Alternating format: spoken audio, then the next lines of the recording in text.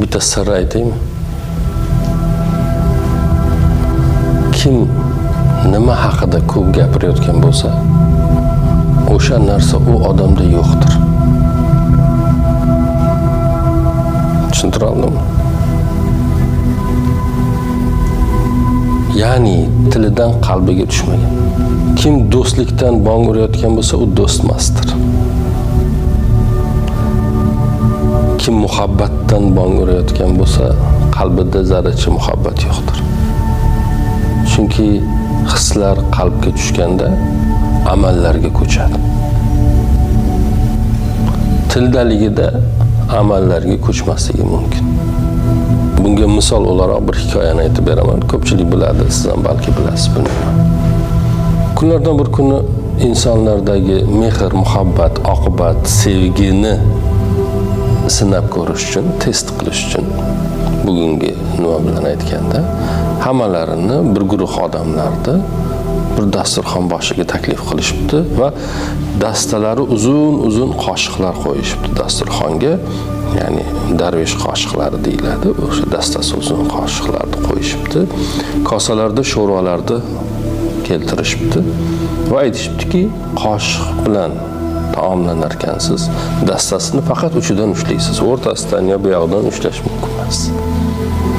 Ular ham rozi bo'lishibdi.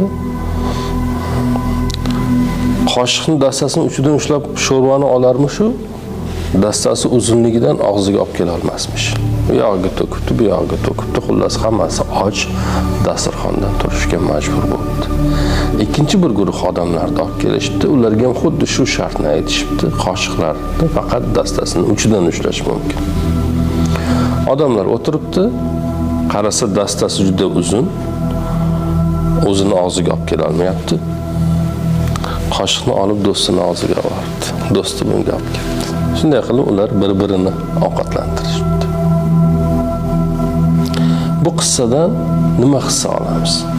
Birinchisi, nega ular qilgan? Bular og'izda muhabbatdan, sadoqatdan, vafodan, oqibatdan, bilmam yana nimalardan bong urishardi-yu, u faqat tilda edi, qalbga tushmagandi.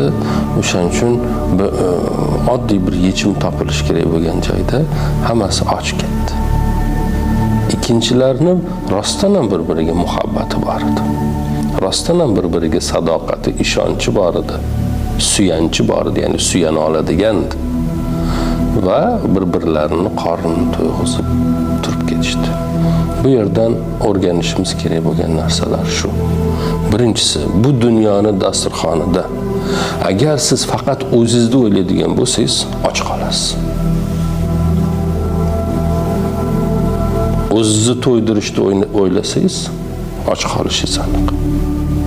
Agar siz do'stingizni to'yg'izish haqida bosh qotirsangiz, uni muammolariga yechim topish haqida o'ylashni boshlashingiz bilan sizning muammolaringiz hal bo'ladi. Nega?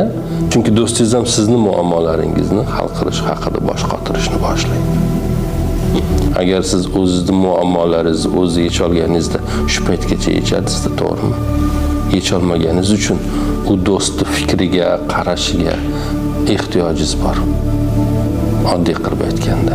Va eng asosiysi, bu dunyo bozorida har doim oladiganlar emas, beradiganlar g'olib bo'ladi. Faqat olishga o'rganganlar har doim mag'lub bo'ladi. Oxir-oqibatda shu. Beradiganlar g'olib bo'ladi.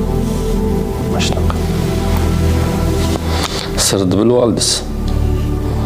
Kim nimadan ko'p gapirayotgan bo'lsa, shunda o'sha narsa yo'qdir, ya'ni. Sir biladigan odam. U ham ma'lum bir muddat o'zini biladiganini tutadi, bir kun esdan chiqadi. O'ziga o'zi qaytganda yana valdirashni boshlaydi. Qaytadi.